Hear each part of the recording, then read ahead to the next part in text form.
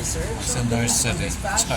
It's usually a vibe for the audience kasi since pinapanood namin palaging Inner Voices perform, it's like Sa kanila. it's very inspiring, it's very upbeat, it's something that we can just internalize it's for all musicians. But especially you as a drummer, I wouldn't think you'd be challenged playing 80s music kasi 80s music is mostly room. Diba? Sino? Luno. Bini. How do you find the challenge? Parehong bean. Oo, silang dalawa. Usually, hindi naman po ako nag-challenge. There are parts where nahihirapan ako pero nag-track na ako.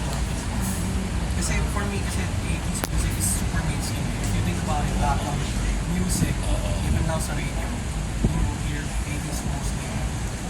Compared to music now, yung gusto ng radyo puro 80s.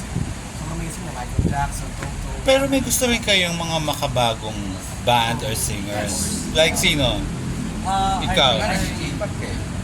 O ito, kung may K-pop to, kaya lang babae. Ikaw, sinong gusto mong sa mga bagong generation na singer or band? I like Lola more. Yes, oo. Lalo na, it's raining now in Las Piñas. Ay, ano, Muntinlupa. Muntinlupa. Ikaw, sinong gusto mo? Sina? First Space. Ikaw. Sing lang din. First Space. Ikaw. Sing lang din po ako kay Lola Amor. Lola Amor. You already have original songs, right? Diba? Kanina sino ang composer sa inyo? Yeah, sino ang mga Yeah, I wrote both songs. Ano nga yung dalawang kinompose mo? The first song is called Ambon, and the second song is Ambon? Yes. Oo. And then Awitin ng Bata. This is the second. Naambon ka pa lang eh, Lola Amor, it's raining na ha. Tayo pa ng inspiration. Dalawa pa lang nako-compose ng original No, songs. we have a lot of songs here. They're all coming out, so we're recording a lot. Spotify. Yeah, we just chose to play two tonight. So ilan na lahat ang ilalabas na? We're about to release it. Probably before August. So all in all, ilan ang re-release na? Siguro one at a time muna. Pero you already have your so-called your own sound na kinigay sa inyo. Tapos meron kang solid sound. Yun. Identity. Yes, kasi we've been playing seriously for about a year. So that's enough practice for us, I think. So I can say we have a solid sound. Actually, may saltik yung pagka-80s nyo kasi like kanina, instead of choosing The More You Live, The More You Love, you chose a lesser known song. Oo. It's not a lesser known song compared Ninulaan ko pa nga, sabi ko anong title doon? Kasi when people I ask run. us, I run? Yeah, I run. When people ask us what a Flaco Seagull song we play, they think of that. Yeah, I was thinking of The More You Live, The More You Love. Nung sabi ni Eric, I run, sabi ko, the country. It's the Rockiest kasi. No, tumakbo.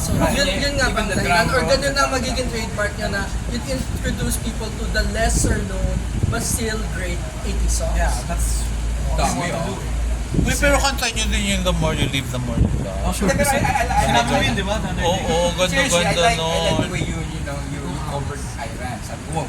Ako naman. Thank you. Kasi I know Iran is synthesizer yan eh. Pero you did, a good flavor na Di ba namin na konti? Oo, sabi ko ba, Iran. Pero still nandun pa. Thank you. Bakit pa kayo, ako my last question, what's your advice to people your age who'd rather do music by themselves since they have the technology naman to do, to sample the guitars and the pianos, and yet here you are, nagbabanda pa din kayo. If that's your thing, are you talking about yung Sierra? Sila nag-record na In lahat? terms of production-wise. Well, that's good kasi Sierra, this artist wants to be by him or herself. And we have technology to replace it. So it's good that they're taking advantage of technology these days. Kasi ang dami ng mga artists na gano'n na sila lang pero ganda na lumalabas na Yeah, I music. wish So for what? it's a proven formula that it's good. And yet, nagbanda kayo. Yes, kasi I would rather work with these three guys than by myself. I work better with with my friends. Guys, picture! Thank you.